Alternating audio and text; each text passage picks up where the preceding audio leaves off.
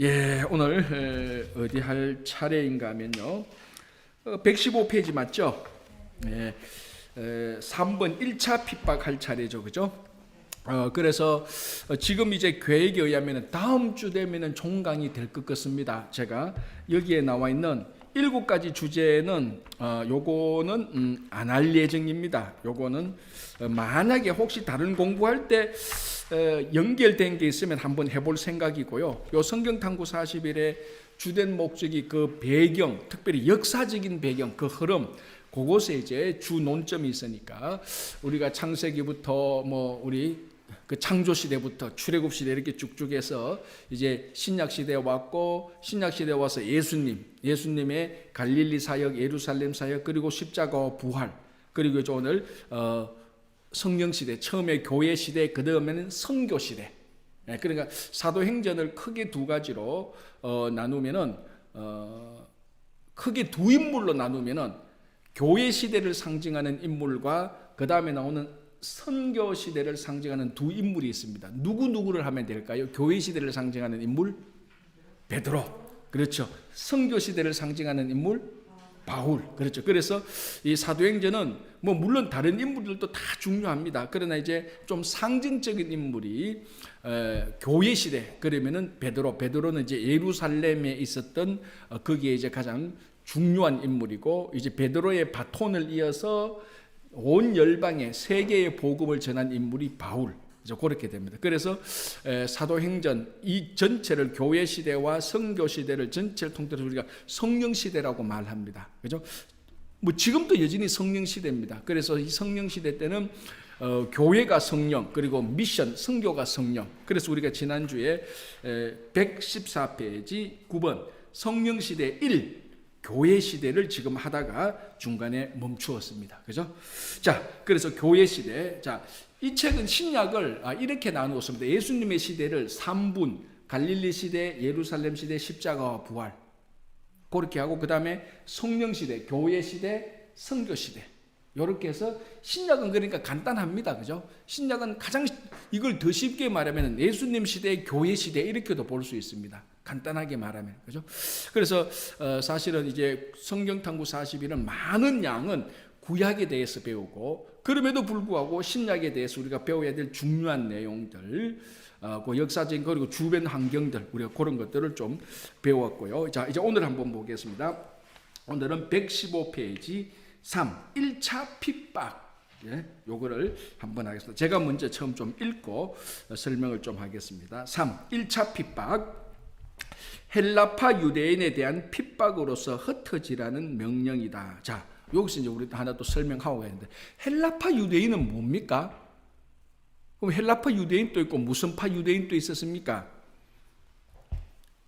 헬라파 유대인. 헬라파 유대인은 어떤 사람입니까? 유대인인데 헬라 말을 쓰는 사람. 간단해요. 그러니까 헬라 말을. 그러니까 이 사람들은 히브리어 유대인 말을 잘 못 쓰는 사람들이에요. 그럼 대부분 뭡니까? 유대 말고 다른 지역에서 태어난, 그냥 우리식으로 말하면은 코리안 아메리칸하고 똑같습니다. 이 최소한 1.5세 아니면 2세들, 3세들, 4세들, 이 사람들은 미국파 한국인이잖아요. 그리고 코리안 아메리칸이라고 말하는 것처럼 여기도 이제 시대가 많으니까 유대인인데도 헬라파 유대인이 있고. 자, 여러분 요거 한번 보겠습니다. 사도행전 6장을 한번 보십시오. 사도행전 6장.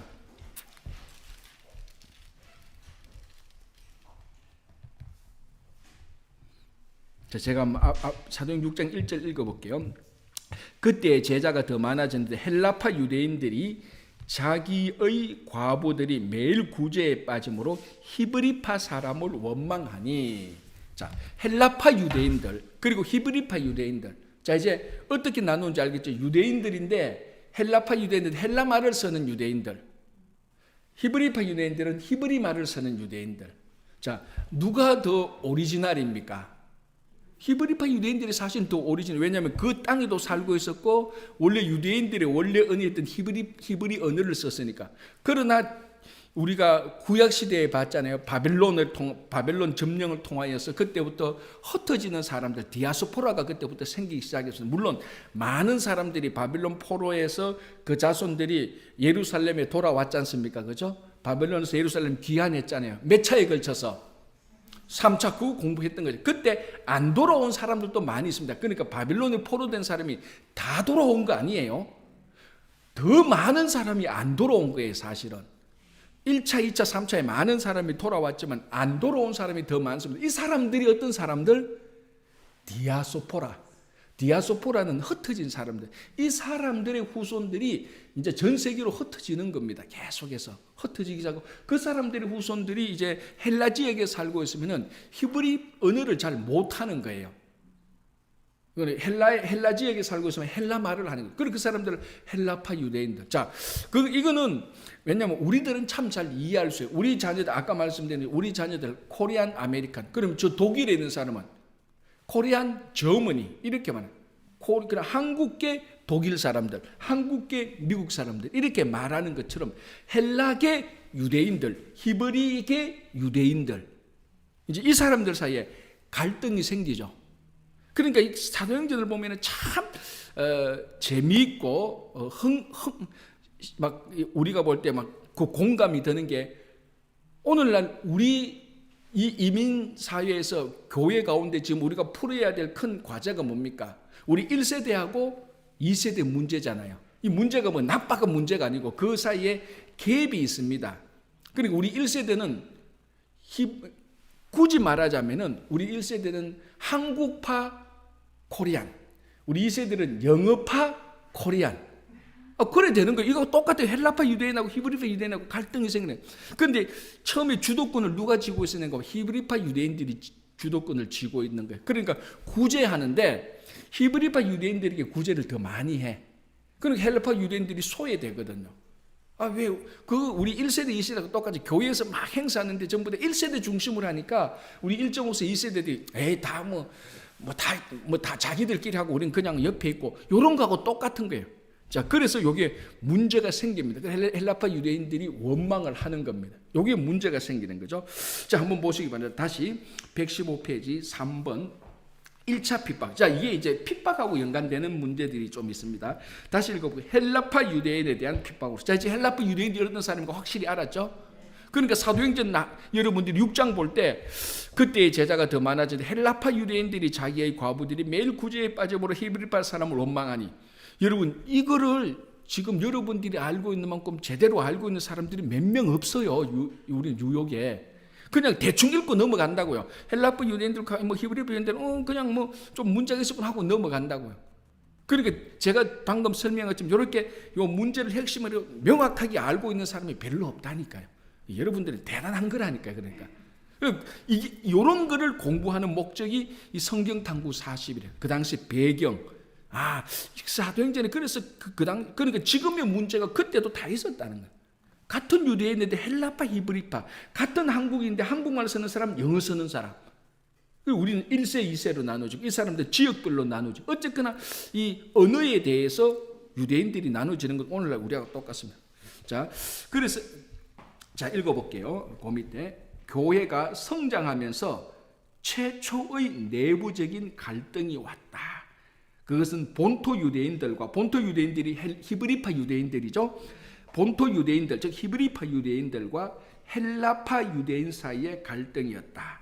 자, 우리는 이건 너무 잘 이해해요. 이건 당연한 거 이런 갈등이 일어나는 게 맞아요.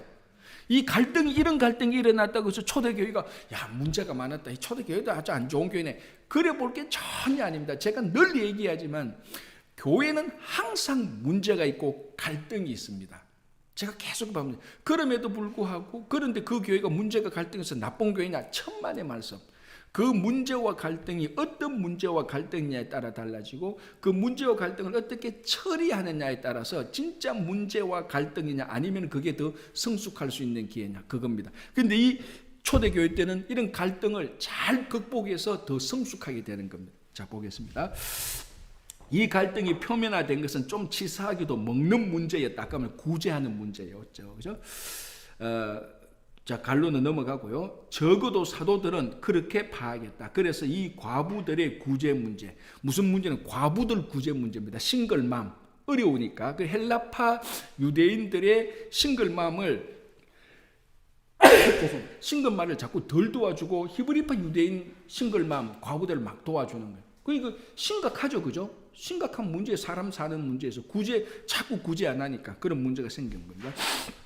자, 다시 그래서 이 과부들의 구제 문제를 헬라파 유대인 대표 7을 뽑고 그들에게 맡김으로써, 그래서 이 사도들이 헬라파 유대인들이 자꾸 구제해서 소외되니까 어떤 결정을 내는가? 야, 그럼 우리가 여기 보면은, 자, 다시 사도행전 6장을 보시기 바랍니다.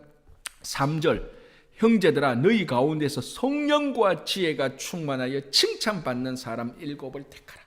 성령과 지혜와 칭찬받는 사람 7을 택하라. 자, 여기는 헬라파 유대인들 택하란 말이 없죠, 성경에는. 그런데 요 사람들의 7사람들의 이름 6장 5절 7명의 이름을 보면 다 헬라파 유대인이라는 것을 추정할 수가 있어요. 그래서 헬라파 유대인들이 소외에 빠져, 그 과부에 빠졌으니, 그 과부의 구제 문제에 많이 소외되었으니 사도들이 그러면 와, 우리가 지금까지 이거 잘 몰랐다, 우리가 잘못했다. 그래서 그러면은 헬라파 유대인들을 7명을 뽑아서 이 사람들에게 구제하는 걸 맡깁니다. 너희들이 그럼 한번 해봐라, 그렇게 맡기는 거죠. 자, 그래서 이 과부들이 구제 문제를 헬라파 유대인 대표 7을 뽑고 그들에게 맡기면서 본토 유대인과 헬라파 유대인 사이의 갈등을 잠재우려고 했다. 자, 여기까지 보겠습니다. 여기에 이 7명의 가운데서 가장 대표적인 인물이 누굽니까? 스데반이죠. 자, 그리고 또 빌립이 나오죠. 자, 성경 6장 5절 보겠습니다. 이 사람 이름 한번 보겠습니다. 온 무리가 이 말을 기뻐하여 믿음과 성령이 충만한 사람 스데반과 또 빌립과 버로고로와 니가노르와 디몬과 바메나와 유대교에 입교했던 안디옥 사람 니골라를 택하니 사도들 앞에 세우니 사도들이 기도하고 그들에게 안수하니라. 그래서 우리가 보통 그전에는 이 7사람을 최초의 7집사라고 말을 했던 적이 있습니다. 그런데 사실은 오늘날 집사하고는 다른 일꾼이, 사실은 집사가 아니고 우리 장로교회는 이런 직분인데 감독하고 비슷한 겁니다. 감독, 우리가 말하는 집사 직분보다 굳이 직분으로 말하자면 더 높은 감독 직분 정도 되는. 그러나 여기는 직분을 준 건 아니에요. 직분을 준 거 아닙니다. 그 일을 하라고 준 겁니다. 자, 이 일과 관련해서 1차 핍박을 이제 이 교재에서 설명합니다. 볼게요. 책. 그러나 진짜 원인은 거기 있는 것이 아니었다. 교회가 주님의 명령대로 이제 예루살렘에서 온 유대로 사마리아로 땅끝까지 이래로 퍼져 나가야 하는데 그 명령을 따르지 않고 있었다는 데 문제가 있었다. 자, 초대 교회들에게 주은 가장 본질적인 문제는 오직 너희가 성령을 받고 성령이 너희에게 있으면 너희가 성령의 능력을 받고 예루살렘과 온 유대와 사마리아와 땅끝까지 이르러 복음을 전하라 그랬는데 지금까지 계속해서 예루살렘을 떠나지 않는 거예요. 이 사람들이 다 예루살렘에만 머물러 있는 겁니다. 그러니까 이게 자꾸 확장되면은 넓어지고 사람들을 밖으로 보내야 되는데 사람을 안 보내고 마치 물이 고이는 것처럼 사람만 자꾸 모아놓으니까 문제가 생기죠. 그러니까 구제 문제 생기고 갈등 문제 생기는 겁니다. 이 문제의 원인은 이 사람들이 사실 이런 문제가 터지기 전에 복음을 전하러 밖으로 쫙 퍼져나가야 되는데 그렇게 안 했습니다. 자, 그러니 이제 우리가 사도행전 6장, 7장을 보면은 스데반이 이제 잡혀서 순교당하는 그런 일이 터집니다. 이 스데반 순교의 가장 큰 공헌이 뭡니까? 스데반이 최초의 순교자입니다. 그죠? 스데반이 죽게 됩니다. 자, 한번 보실게요. 사도행전 6장 8절, 9절, 10절 보니까 스데반이 잡힙니다. 그리고 7장 1절부터 이제 스데반이 설교하는데 이 내용은 스데반이 붙잡혀서 설교를 다 하고 우리 7장 끝부분에 보면은 돌에 맞아서 죽습니다. 그게 최초의 순교자죠. 자, 최초의 순교자 스데반이 이 사건으로 인해서 어떤 일이 일어납니까? 사람들이 도망가기 시작해요. 자, 보십시오. 핍박하거든요. 사도행전 8장을 볼게요. 사도행전 8장. 사울은 그가 죽임을 마땅히 여기더라. 자, 이것도 중요한 거죠. 스데반이 죽는 그 자리에 사울이 있었습니다. 사도 바울이죠. 그래서 아주 부활하신 예수를 만나기 전에 스데반이 죽어도 마땅하다 말하는 거 들어보라. 이거 뭐 예수라는 사람이 뭐 메시아고 뭐 부활했대 그런 소리가 어디 있어? 이제 이런 스데반은 돌에 맞아 죽는 게 맞아라고 그렇게 이제 얘기했습니다. 자, 그 다음에 보십시오. 그날에 예루살렘에 있는 교회에 큰 박해가 있어. 자, 이제 예루살렘에 있는 이제 그 사람들이 이것을 기회로 이용하여서 이제 어떻게 하는가 하면은 그 예루살렘에 있는 유대인들, 예수님을 따라가는 유대인들, 예수님 따르는 사람들에게 본격적으로 박해를 하기 시작합니다. 스데반 한 사람을 잡아서 죽이고 난 다음에 이게 막 박해를 하니까 예루살렘의 사람들이 머물러 있을 수 없잖아요. 어쩔 수 없이 흩어지게 되는 거예요. 어쩔 수 없이. 이게 이제 복음이 전파되기 시작하는 겁니다. 그러니까 흩어지지 않으면 예수님께서 하나님께서 강제로 흩어지게 해버립니다.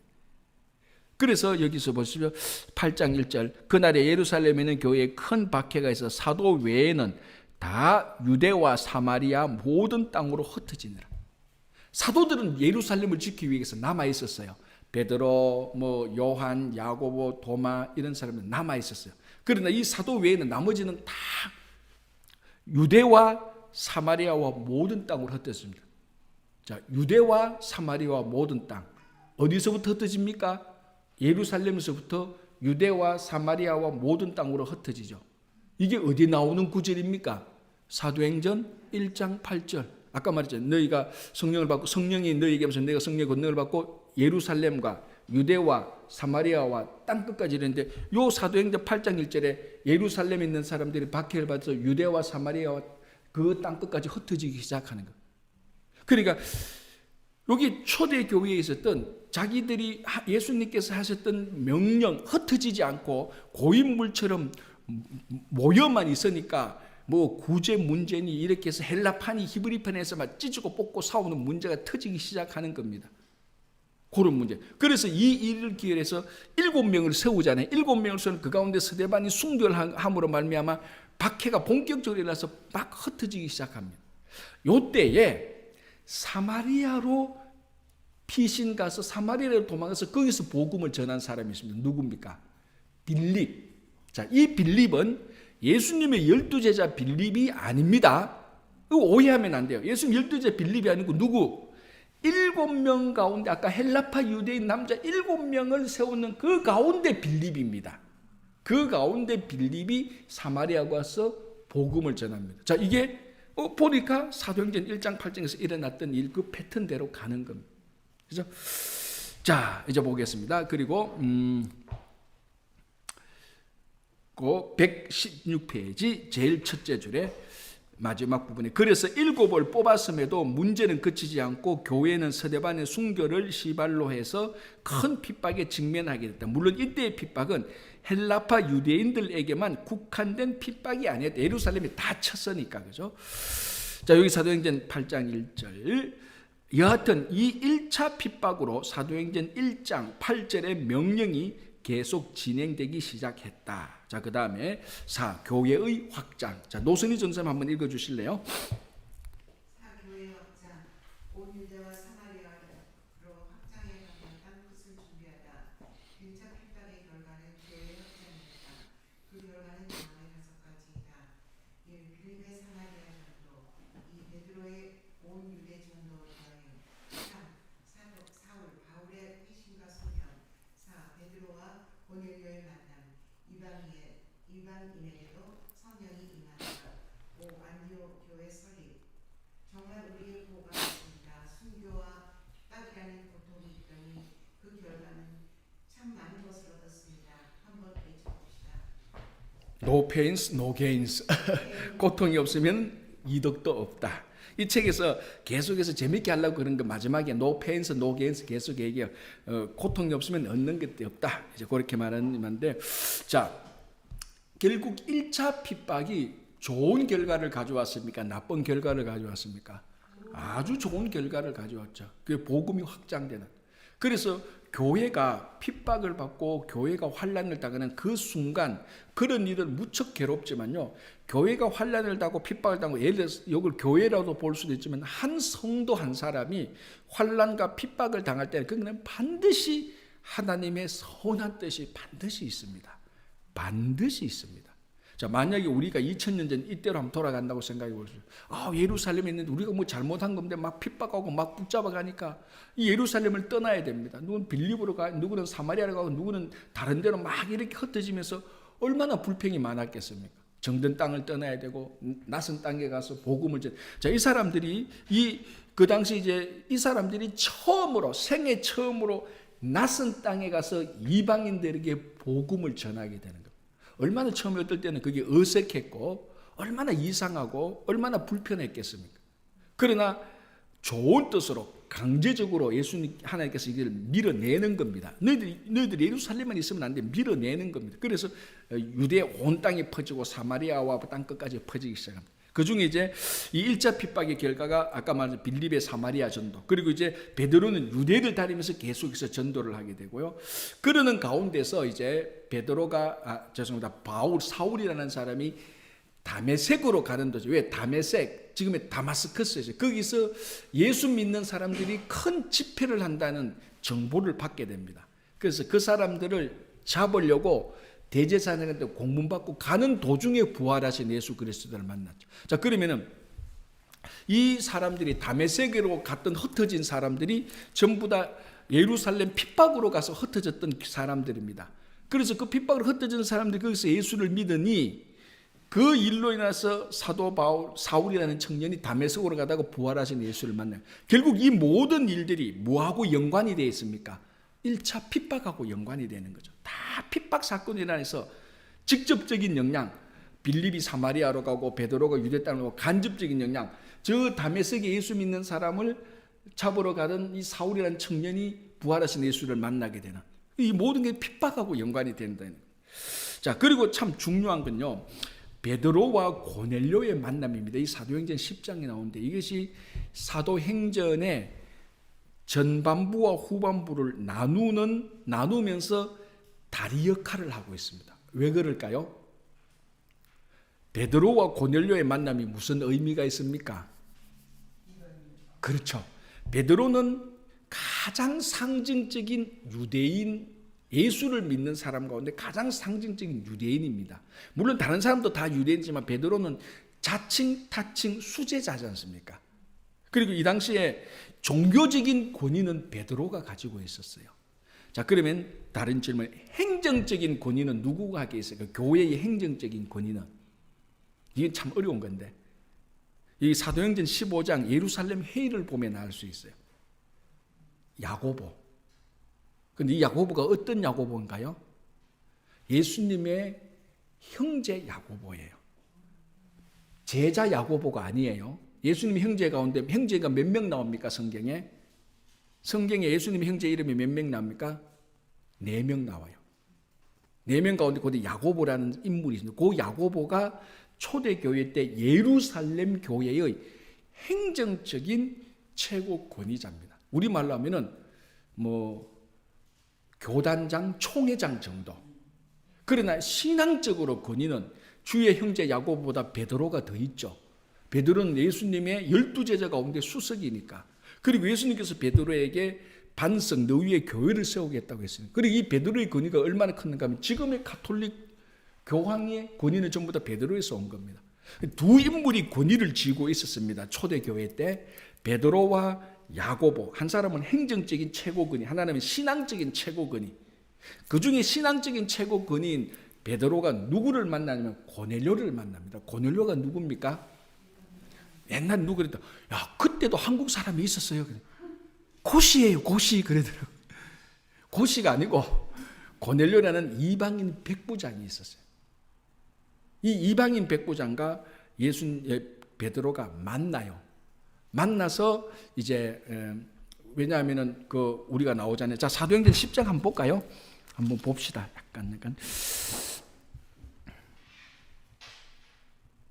10장 자 1절 가이사라에 고넬료라 하는 사람이 있으니 이달리아 부대라 하는 군대의 백부장이라. 그는 경건하여 온 지방과 더불어 하나님을 경외하며 백성을 많이 구제하고 하나님께 항상 기도하더니 자 하루는 제9시쯤 되어 환상 중에 밝히 보며 하나님의 사자가 들어와 이르되 고넬료야 하니 고넬료가 주목하여 보고 이르되 주여 무슨 일이니까 천사가 이르되 내 기도와 구제가 하나님 앞에 상달되어 기억하신 바가 되었으니 너가 지금 사람들을 요빠에 보내어 베드로라는 시몬을 청하라. 지금 베드로가 요빠인데 그 사람을 네가 청해라. 이 사람 누굽니까? 로마 백부장입니다. 자, 그리고 똑같은 시간에 10장 23절 베드로가 불러 유숙하게 하니라. 이튿날 죄송합니다. 여기 아니고요. 죄송합니다. 고견 그 다음이고 10장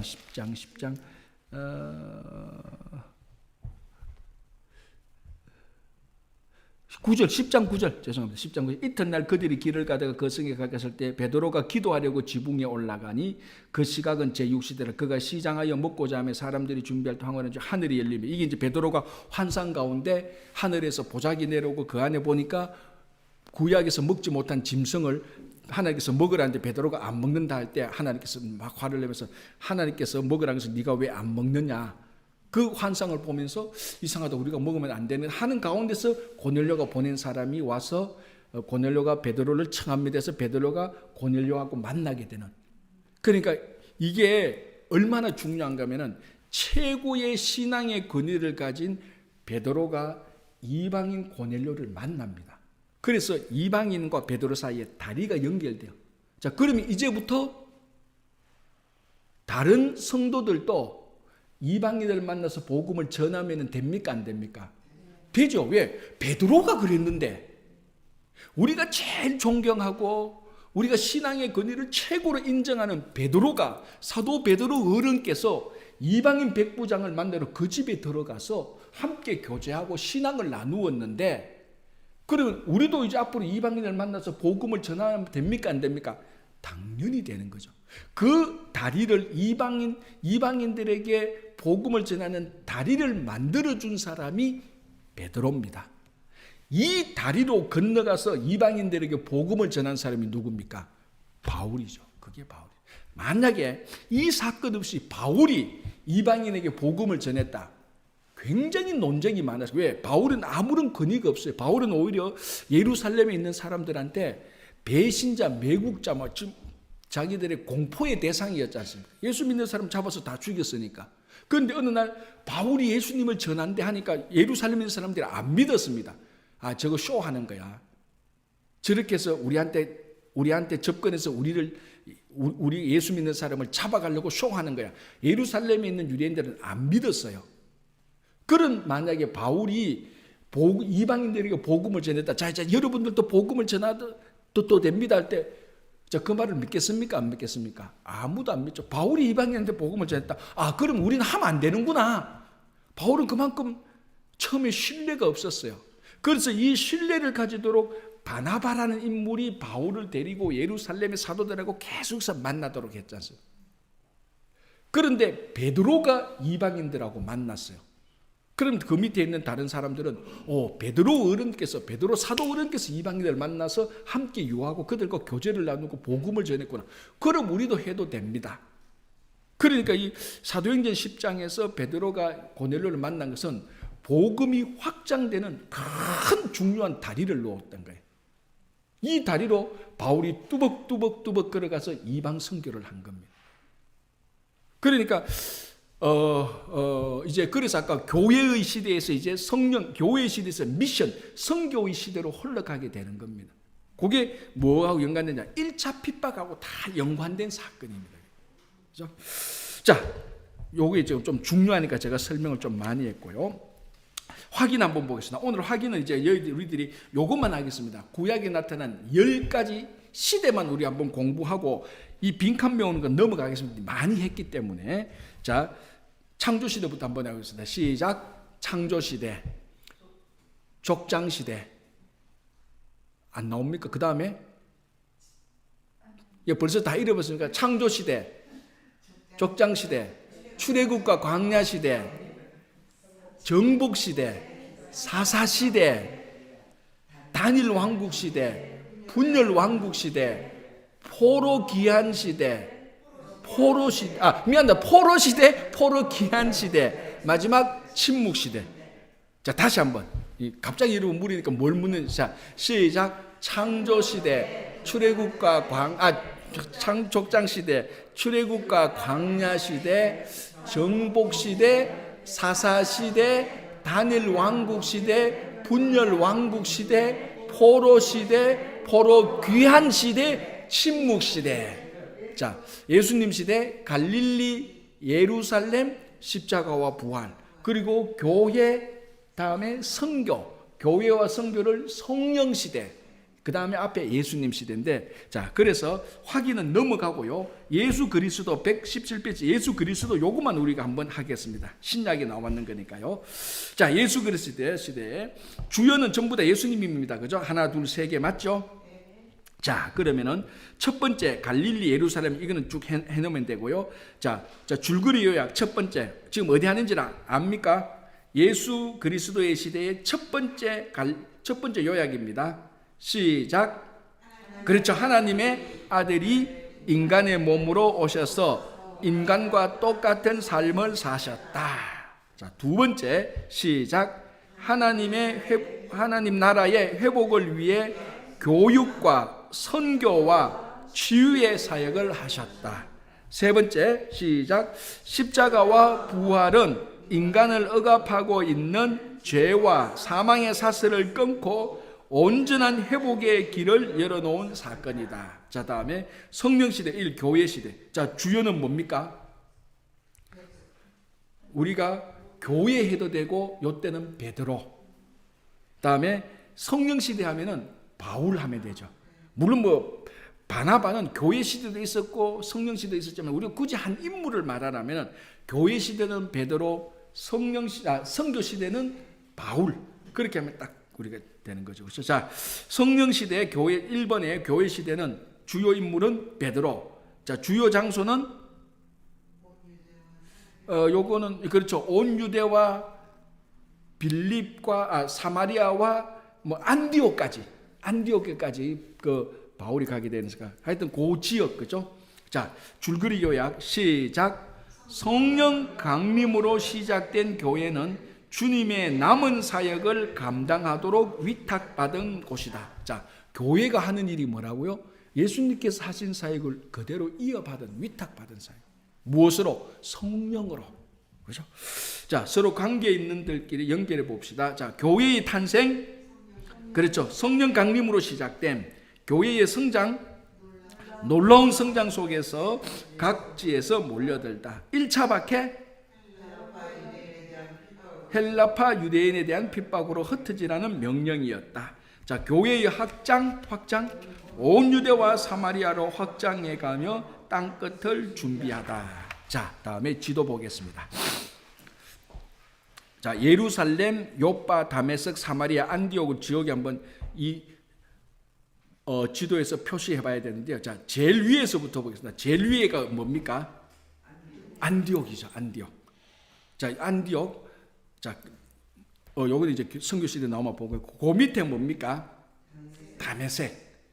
그 밑에 사마리아. 그 밑에 예루살렘. 그러면 제일 근데 요빠가 없네, 그죠? 요빠. 예, 요쪽에 그 지중해 옆에 있는 동그란 점, 그게 요빠. 요빠는 항구 도시입니다. 그죠? 자, 그래서 안디옥, 다메섹, 사마리아, 예루살렘, 제일 왼쪽에 요빠. 그죠? 자, 이제 성령 시대 2 선교 시대입니다. 119페이지 마지막에 줄거리 요약 한번 보겠습니다. 1 줄거리 요약 다 같이 한번 읽겠습니다. 시작. 바울과 다른 선교사들을 통하여 복음이 로마 제국 전역으로 확장되어 가다. 자, 이 사도행전은 복음이 어디까지 전파되는 것으로 끝납니까? 로마. 바울이 죄수의 몸으로 로마로 가서 거기서 가택 연금을 당합니다. 가택 연금을 당해서 거기서 찾아오는 사람, 2년 동안 찾아오는 사람들에게 복음을 전함으로 그 복음이 로마로 퍼져나가는 겁니다. 그래서 사도행전은 끝이 나는 거예요. 그죠? 자, 한번 보겠습니다. 자, 120페이지 한번 보겠습니다. 내용 전개. 선교 시대에는 5가지 주요 사건이 있다. 1차 선교 여행. 2. 예루살렘 종교회의. 이게 사도행전 15장이 나옵니다. 이게 굉장히 중요한 겁니다. 이게 1차 선교 여행을 하고 난 다음에 이방인들의 구원 문제를 다루는 것이 예루살렘 종교회의 때 결정되어집니다. 그리고 3. 2차 선교 여행. 4. 3차 선교 여행. 그리고 마지막 로마 여행. 요 1차, 2차, 3차 로마 여행의 주인공이 누굽니까? 바울. 그래서 이제 위대한 바울이 나타나는. 그러니까 선교 시대는 이렇게 생각하면 되죠. 1차 선교, 2차 선교, 3차 선교, 4차 선교가 로마 선교입니다. 1차, 2차, 그리고 보통 우리가 4차 선교라고 말하지 않고 로마 선교라고 말을 해요. 1차, 2차, 3차 선교, 네 번째 로마 선교. 그리고 1차 선교 끝나고 예루살렘 종교회의. 그걸 이제 한번 보겠습니다. 자, 1차 선교 여행. 유사라 근사님 한번 읽어 주실래요? 복음이 유대인에게서 이방인에게로 안디옥 교회의 파송을 받아 바나바와 바울은 구브로 섬을 지나 지금 터키의 북부지역인 갈라디아 지방에 가서 약 2년간 복음을 전한다. 이때 특이할 만한 내용은 복음 전파의 주된 대상이 유대인에서 이방인으로 되었다는 것이다. 자, 이제 요 설명을 약간만 하면은 안디옥 쪽에 있는 사람들이 예수를 믿는다는 소문이 예루살렘에 들립니다. 그래서 그러면은 안디옥에도 뭔가 우리가 지도자를 보내야 되지 않느냐. 예루살렘에서 회의를 합니다. 예루살렘 사도들이. 자, 사도들은 주로 다 예루살렘에 남아 있었습니다. 예루살렘에. 그럼 안디옥에 예수 믿는 사람이 막 생기니까, 자, 안디옥에 예수 믿는 사람들은 어떻게 생겼습니까? 이 사람들은 그렇죠. 스데반 순교의 핍박을 받아서 안디옥까지 피신 간 사람이 거기서 신앙생활하면서 복음을 전하면서 막 융성했습니다. 그 소문이 예루살렘에 들린 거예요. 그리고 예루살렘에서 회의를 합니다. 야, 안디옥에 누구 우리 지도자를 좀 보내야 되지 않느냐. 그래서 보낸 지도자가 누구? 바나바죠. 바나바가 보니까 자기 혼자 하기가 좀 힘든 것 같아. 그래서 누구를 찾아갔는가? 바울을 찾아가요. 사울. 그래 바나바가 사울을 찾아가서 설득하는 겁니다. 야, 우리 안디옥 가서 너 나하고 같이 사역하자. 물론 그 전에 바나바는 바울을 예루살렘에 있는 제자들한테 소개시켜 놨어요. 그래서 많이 이제 브릿지 역할을 합니다. 그래서 바나바와 바울이 안디옥에 가서 복음을 전합니다. 그래서 안디옥 교회에서 사역을 합니다. 그래서 안디옥 교회 교인들을 최초의 크리스찬이라고 부르죠. 크리스찬 뜻이 뭡니까? 그리스도에게 속한 사람. 그래서 이 크리스찬이라는 말은 원래 안디옥 교회에 있는 세상 사람들이 안디옥 교회 교인들을 보고 좀 비꼬는 말을 했어요. 아, 저 인간들은 교회에만 속한 사람, 그리스도에만 속한 사람들이야. 우리하고 말이 안 돼. 얘기해보면 꽉 막혀서 술도 안 마시고 담배도 안 피우고 나이트클럽도 안 가고 무슨 재미로 살아. 재미없는 사람. 저 사람들 전부 다 그리스도에게 다 속한 사람. 놀지마 재수 없어. 말하는 것도 뭐 늘 착한 척하고 말이지. 비꼬는 말들을 그리스도에게 속한 사람이라고 말하는데 그게 크리스찬입니다. 비꼬는 말이었지만 그 내용을 보면은 이 안디옥 교회 교인들이 정말로 신앙대로 살은 것이죠. 이 훈련을 누가 시켰냐? 바울과 바나바가 훈련을 시키고 안디옥에서 대신 우리가 복음을 전하자. 그래서 두 사람의 선교사를 파송 보냅니다. 그게 바울과 바나바예요. 그게 1차 선교 여행입니다. 자, 여러분 지난주에 봤던 요 지도가 이제 1차, 2차, 3차 로마 선교 여행을 잘 표시해 놓은 겁니다. 1차를 보십시오. 이제 1차를 보면은 여기에 안디옥에서 출발하죠. 그죠? 안디옥에서 어디로 출발합니까? 실루기아에서 배를 타고 구브로 섬에 있는 살라미로 가서 또 구브로스에 있는 바보로 갔다가 바보라는 곳에서 배를 타고 버가라는 곳으로 가고 그래서 비시비아 안디옥으로 갑니다. 안디옥이 두 군데 있어요. 요 비시비아 안디옥은 원래 크리스찬이 있었던 크리스찬 부르던 안디옥하고 다릅니다. 요 부분은 수리아 안디옥입니다.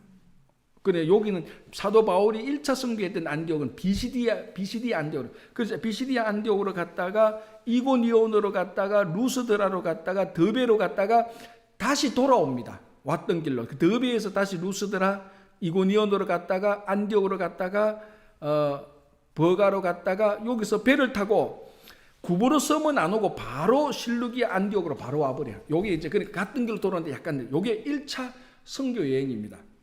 자, 요게 무슨 의미가 있느냐? 요 책에서 말했죠. 1차 선교 여행의 의미는 유대인에게서 이방인으로 본격적으로 복음이 전하는 그런 의미가 있습니다. 완전히 이방인들에게 복음이 전파되었죠. 그죠? 자, 이제 그리고 난 다음에 무슨 이제 논쟁이 생기는가 하면 이방인들에게 복음을 전하는 이방인들이 구원을 얻는 거예요. 그러면 이제 예루살렘에 있었던 바리새인 출신들 유대인들, 히브리파 유대인들, 이 사람들은 예수를 믿기는 믿었지만 여전히 율법도 행해야 된다는 생각이 같이 있었어요. 예수를 구원을 얻는 사람은 율법도 행해야 되고 예수도 믿어야 된다는 것을 둘 다를 똑같이 행해야 된다고 생각했어요.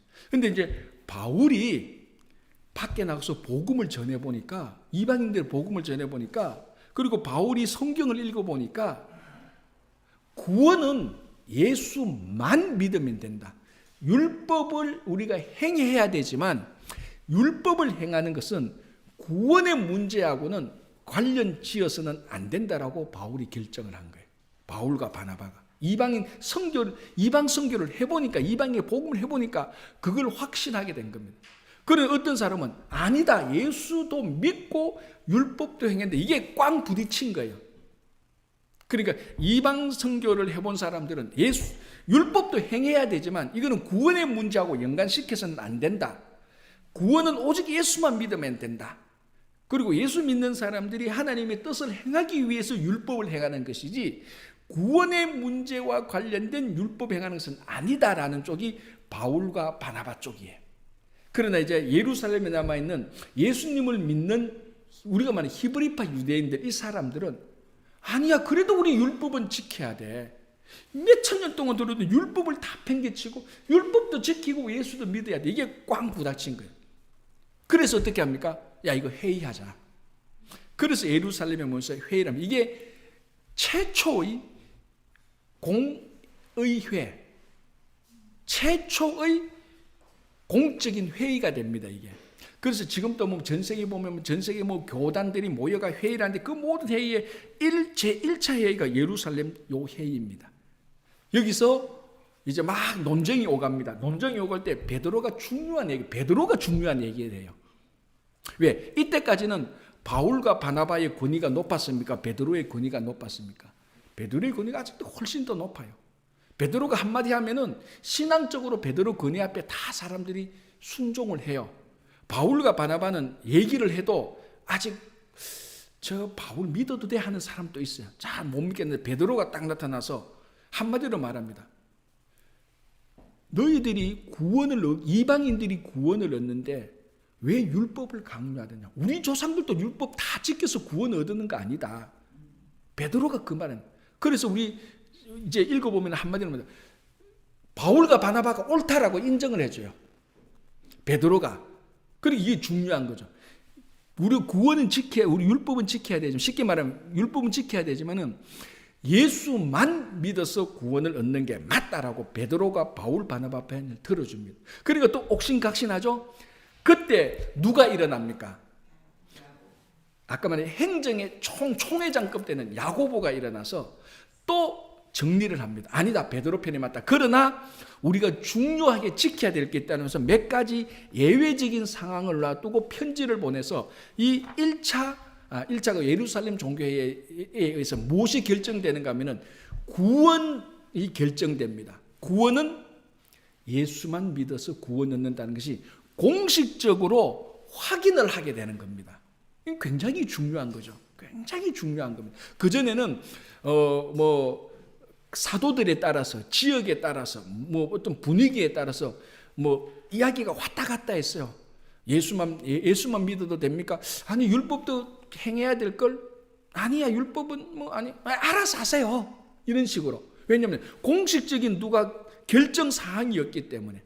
그런데 예루살렘에 그 당시 모든 신앙의 권위, 행정의 권위자들이 다 함께 모여가지고 자기들이 논의하고 기도하며 성령의 인도하심 가운데서 결정을 합니다. 우리가 이제 앞으로 결정, 이건 누구도 건드려. 구원은 예수만 믿으면 된다. 그럼 그래도 율법은 지켜야 된다. 그래도 여기서 율법을 지켜야 되는 것은 구원을 얻기 위해서 율법을 지키는 게 아니라 아까 제가 말씀드린 예수를 믿는 사람은 율법을 지켜야 된다. 이 율법은 하나님의 말씀이다. 사실은 둘 다를 붙잡은 거예요. 둘 다를 붙잡았지만은 구원에 관련돼서는 예수만 믿으면 오히려 믿음에 더 무게를 준 겁니다. 그래서 바울이 또 2차 선교, 이방인 선교로 가게 됩니다. 이제 훨씬 더 범위가 넓어지죠. 자, 2차 선교. 자, 그 지도를 한번 보시기 바랍니다. 2차 선교의 큰 특징은 뭔가 하면요. 복음이 유럽까지 가게 됩니다. 자, 한번 보시기 바랍니다. 2차 선교 시작이 어딘가 하면은 예루살렘에서 시작되죠. 예루살렘에 모여서 예루살렘으로 해서 가이사라로 갔다가 수리아로 갔다가 수리아 안디옥에 갔다가 갈리기아로 갔다가 쭉 지금 따라오고 있습니까? 더베로 갔다가 루스드라 이고니에 갔다가 안디옥, 이게 비시디 안디옥이죠. 1차 때는 여기까지 갔죠. 내륙에는. 맞죠? 1차 지도 보십시오. 비시디 안디옥까지밖에 안 가죠. 2차 때는 여기서 저 아시아 서쪽 드로아까지 갔다가 여기서 배를 타고 어디 갑니까? 빌립보를 가죠. 이 빌립보가 중요한 도시죠. 왜? 여기는 유럽 땅이에요. 여기 사도행전 16장에 나오잖아요. 바울은 원래 유럽으로 갈 생각이 없었어요. 그런데 빌립보 환상 가운데서 마게도니아에서 한 사람이 와서 건너와서 우리를 도우라. 그 환상을 보고 바울이 여기서 빌립보로 가게 됩니다. 마게도니아 지역의 빌립보. 여기 유럽으로 가게 되는 거예요. 그러니까 복음이 엄청나게 확장되는 거죠. 유럽까지 확장되게 되는 거죠. 그죠? 그래서 이제 요게 이런 복음이 확장되게 되는 중요한 계기가 뭐냐? 예루살렘 회의입니다. 이제 누구든지 예수 믿는 이방인 누구든지 구원을 얻으면 유대인은 이방인들을 가리지 않고 예수만 믿으면 된다라고 공식적으로 결정을 딱 해주니 복음을 전할 맛이 납니까 안 납니까? 맛이 나죠. 쉽게 말하면 이방인들이 가서 율법을 지켜야 되고 만약 그게 안 됐다면 율법을 지켜야 된다는 소리 할례도 행해야 되고 철저히 토요일 안식일도 지켜야 되고 너희들 먹는 음식을 절대로 코시 음식을 먹어야 돼요. 요 세 가지는 다 지켜야 된다. 쉽게 말하면 이 세 가지도 꼭 지켜 구원을 얻는다는 사람들이 많이 있었어요. 그런데 이방인 땅에 가는데 무슨 뭡니까? 이방인 땅에 가는데 무슨 코시 음식을 어떻게 무슨 문화와 역사가 다 다른데. 그리고 그리스 사람들은 남자가 할례하는 것을 굉장히 수치스럽게 생각한 거예요. 그러면은 만약에 율법을 지켜야 구원을 얻는다면 그리스 사람들한테 너희들 할례도 행해야 되면 그리스 사람들은 그 미개인이나 하는 거야. 안 되는 거예요. 그런데 예루살렘 회의를 해서 공식적으로 이방인들 할례할 필요 없다. 이방인들은 그 코시 음식 안 먹어도 된다. 그럼 어떻게 구원 얻느냐? 어떻게 얻기는 예수만 믿어. 그러니까 복음 전한 선교사들이 힘이 난 거예요, 우리말로. 그래 바울이 유럽까지, 물론 유럽까지 간 것은 환상을 통해서는 그걸 복음이 유럽까지 전파되는 거예요. 그래서 빌립보로 갔다가 자 보십시오. 여기서 어디로 갑니까? 또 데살로니가로 갔다가 베레아로 갔다가 또 아덴으로 갔다가 이 아덴은 사도행전 17장 나오지 않습니까? 너희는 범사의 종교심이 많다. 그래 갔다가 배 타고 다시 쭉 돌아오는 이게 2차 성경. 그래서 1차, 2차, 3차 가운데 가장 활발하게 사역을 했던 선교는 2차 선교 여행이에요. 엄청난 지금 진짜 복음의 획기적인 사건을 이룬 겁니다. 이걸 누가 했냐? 바울이 한 거예요. 이 바울이 하도록 다리를 놓은 회의는 예루살렘 회의고 인물은 베드로 아닙니까? 이방인을 만날 수 있다. 자기가 고넬료를 만나서 이방인을 만나도 된다는 공식적으로 확인을 해준 셈입니다. 그래서 이 2차 선교여행이다. 2차 선교여행 한번 보겠습니다. 예루살렘 종교회의. 이미옥 집사님 한번 읽어주실래요? 제가 다 설명을 했고요. 한번 읽어주세요. 예. 예루살렘 종교회의 이방인 선교의 문을 활짝 열어주다. 바나바와 바울의 1차 전도 여행 결과 많은 이방인 결신자들이 생겼는데 교회가 그들을 받아들일 것인가 아닌가를 놓고 논쟁에 빠지게 되었다. 왜냐하면 율법 준수의 문제, 특히 할례의 문제가 거기 있기 때문이다. 그때까지 교회는 유대인을 대상으로 전도했기 때문에 별로 문제가 없었는데 이방인들이 본격적으로 믿게 되자 문제가 생긴 것이다. 율법을 지키지 않아도 예수만 믿으면 된다는 바울의 주장과 율법을 지키고 그리고 예수를 믿어야 한다는 유대주의자들의 주장이 팽팽히 맞서서 갈등을 일으키고 있었다. 그래서 예루살렘에서 종교회의가 열렸다. 하지만 이 회의는 주로 유대주의자들 편이었다. 주의 형제 야고보가 리더였기 때문이다. 그런데 성령께서는 베드로를 준비시켜서 고넬료와의 만남을 통한 체험을 갖게 하셨고 이 간증의 결과 회의는 이방인에게 율법을 강요하지 말고 예수를 믿을 수 있도록 하자는 의회의 결정을 내리게 되었다. 예, 제가 다 설명했는 거죠. 다음 3번 2차 선교여행 김태학 원사님 한번 읽어주실래요? 2차 선교여행 복음이 아시아에서 유럽으로 나아가 요한 문제로 파트너를 바나바에서 신라로 바꿔 두 번째 선교여행을 떠난 바울은 성령의 인도로 처음 계획을 변경하여 아시아에서 마게도냐 즉 그리스도로 가게 된다. 이것은 복음이 아시아에서 유럽으로 건너가는 놀라운 사건이다. 빌립보 교회와 세워질 때에 지진과 같은 역사가 유럽에 일어나기 시작한 것이다. 예, 요 2차 선교 여행 때는 바울과 바나바가 헤어집니다. 그 이유가 마가 요한이라는 사람 때문에 1차 선교 때 마가 요한이 중간에 돌아갔거든요. 바울은 그게 굉장히 불쾌했어요. 근데 바나바는 2차 선교여행 갔는데 바나바가 또 마가 요한을 데려가자니까 바울이 안 돼, 마가 요한 신뢰할 수 없어. 요 마가 요한을 두고 두 사람이 갈등을 했다가 서로 헤어져요. 그래서 바울은 신라를 데리고 요 2차 선교 여행을 가게 됩니다. 자, 3차 선교 여행. 자, 김수성 장님 한번 읽어 주실래요? 3차 선교 여행, 양육을 위한 여행. 세 번째 선교 여행은 이미 회창한 선교지를 돌아보고 양육하기 위한 여행이었다. 특히 예루살렘에서 두란노 서원을 세우고 2해 동안 가르친 것이 이때이다.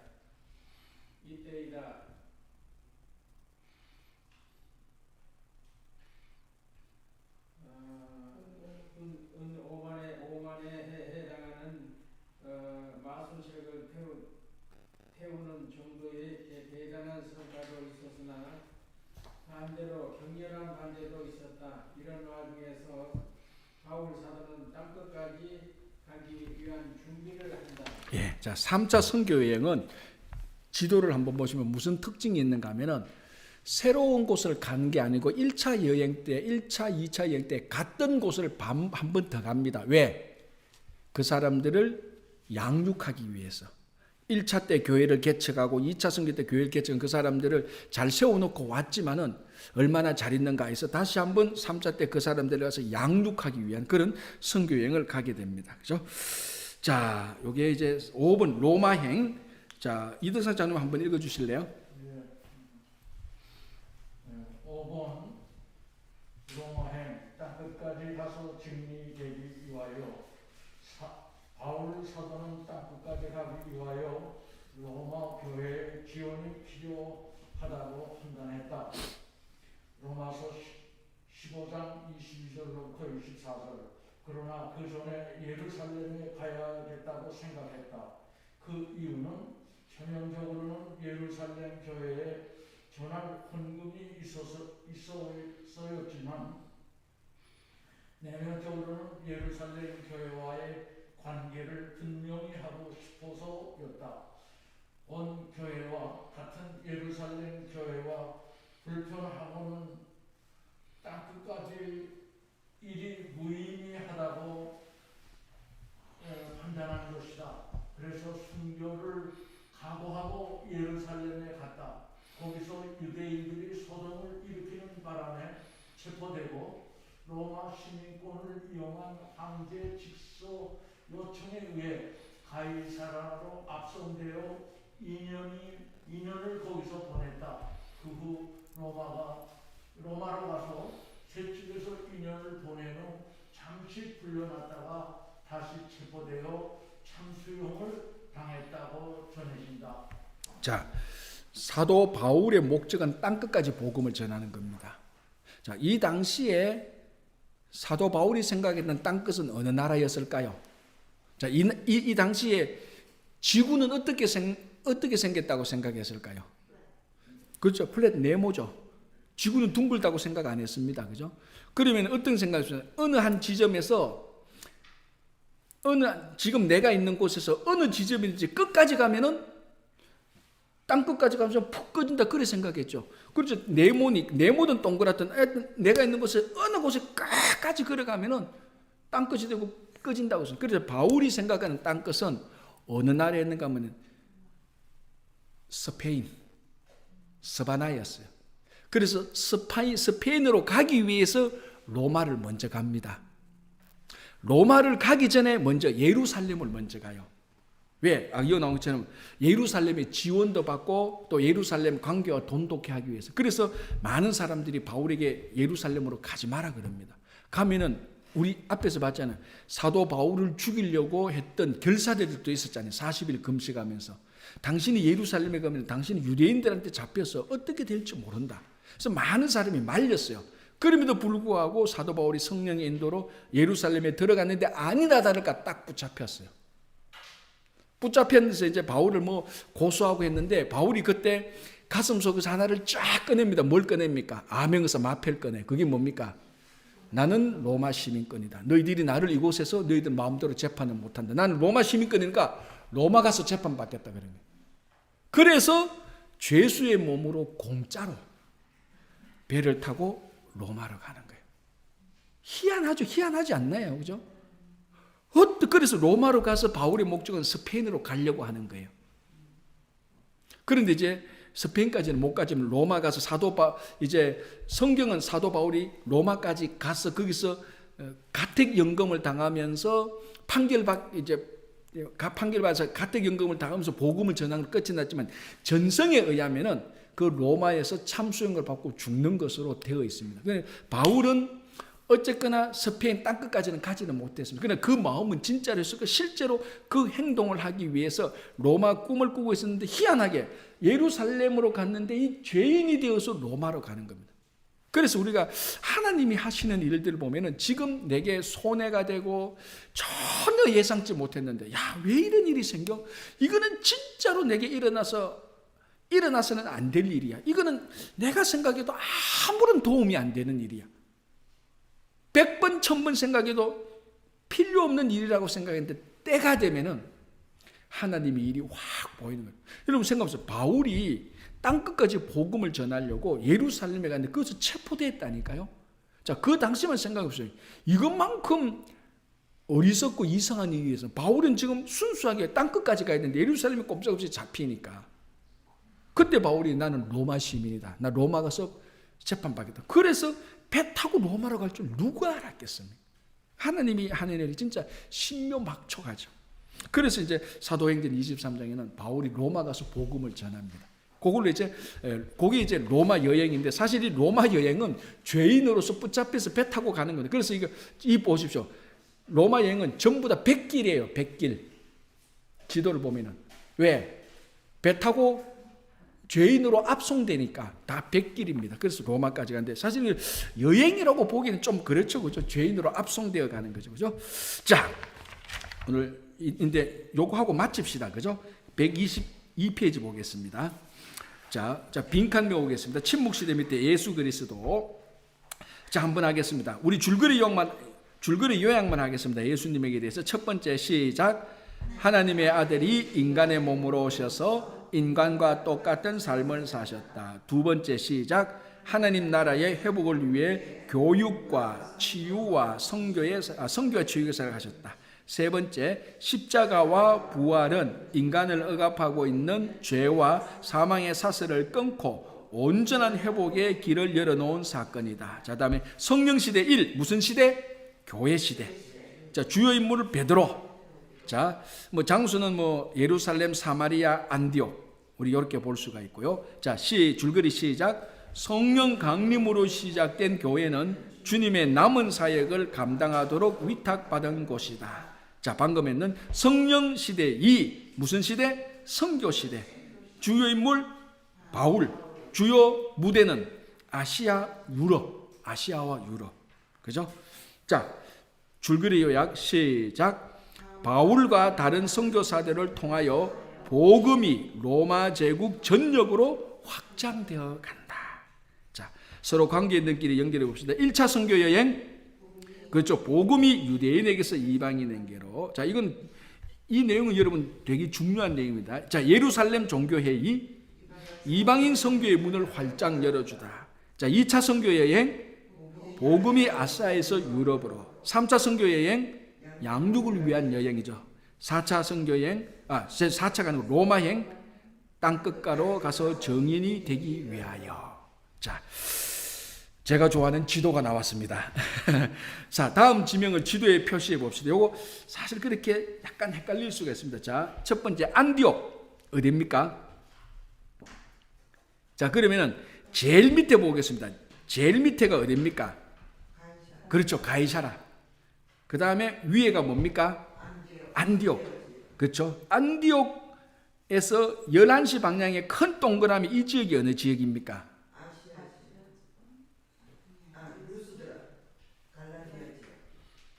갈라디아입니다. 요 지역이. 갈라디아. 예, 갈라디아. 예. 갈라디아 옆에 동그라미로 된 지역. 여기 아시아 지역이죠. 아시아 지역이죠. 아시아. 예. 그리고 그 안에 있는 지역이 에베소스죠. 그 동그라미 에베소스. 그죠? 예. 자, 그리고 그 위에 동그라미로 된 건 뭡니까? 마게도냐. 마게도냐. 그 옆에 제일 끝에 한 군데 있는 데가 뭐죠? 로마. 예. 자, 그래서 안디옥 어디죠? 가이사라 위에 갈라디아 지방은 1차 선교여행 안디옥 위에 동그라미. 그리고 아시아 지역은 갈라디아 옆에 동그라미 안디옥. 그 안에 동그라미가 죄송합니다. 에베소. 그리고 아시아 위에 그 지역이 마게도냐. 그리고 난 다음에 로마 왼쪽에. 큰 흐름입니다. 큰 흐름. 여기 이제 아시아, 갈라디아, 마게도냐가 좀 헷갈릴 수 있는데 큰 흐름이 이렇게. 그래서 복음이 이렇게 전파되는 거죠. 가이사라로부터 저 로마까지 전파되는 것을 이 지도로 다 보여주는 겁니다. 그리고 이 지도로 보면 굉장히 간단한 것 같은데 오늘날로 따지면 비행기나 배 타고 가면 금방 갔는데 그 당시에는 전부 다 걸어서 여행을 갔습니다. 이게 엄청난 거리죠. 엄청난 거리. 그리고 가는 데마다 다 환영받았습니까? 다 목숨의 위협이 있었다는 거죠. 그래서 1차, 2차, 3차 사도 바울의 선교여행은 위대한 선교여행입니다. 복음이 전파되는. 그죠? 예, 오늘 여기까지 하고요. 다음 주에는 이제 종강을 할 요량으로 서신서를 같이 한번 쭉 보겠습니다. 서신서. 그래서 124페이지에서 129페이지까지 보고 그다음에 이제 7가지 맥 주제인데 요거는 일단은 요번에는 안 하겠습니다. 안 하고 나중에 찬스가 되면은 제가 혹시 요것만 따로 모아서 한 7가지 주제를 공부하는 것도 괜찮을 겁니다. 요것만 따로. 그건 그때 우리 따로 한번 하고요. 자, 오늘 요까지 하고 마치겠습니다. 제가 기도할게요. 하나님 아버지 감사합니다. 오늘 우리가 교회 시대와 선교 시대를 보았습니다. 이제 오늘날 우리가 교회와 선교의 이 사역을 감당하고 있는데 그 처음에 초대교회 때 일어났던 일들을 보면서 우리가 다시 한번 희미해지고 연약해지고 혼란스러워지는 교회와 선교의 시대를 각성하고 주님께서 우리 친구 교회에 맡겨주신 복음의 사명을 잘 감당할 수 있도록 인도하여 주시옵소서. 우리가 단순히 배우고 익히는 데에서만 머무는 것이 아니고 이 배우고 익힌 것들을 통하여서 말씀을 더 잘 알고 복음을 더 정확히 알고 아는 데서만 그치는 것이 아니라 복음을 전하는 삶이 되게 하여 주시옵소서. 감사하오며 예수님 이름으로 기도합니다. 아멘.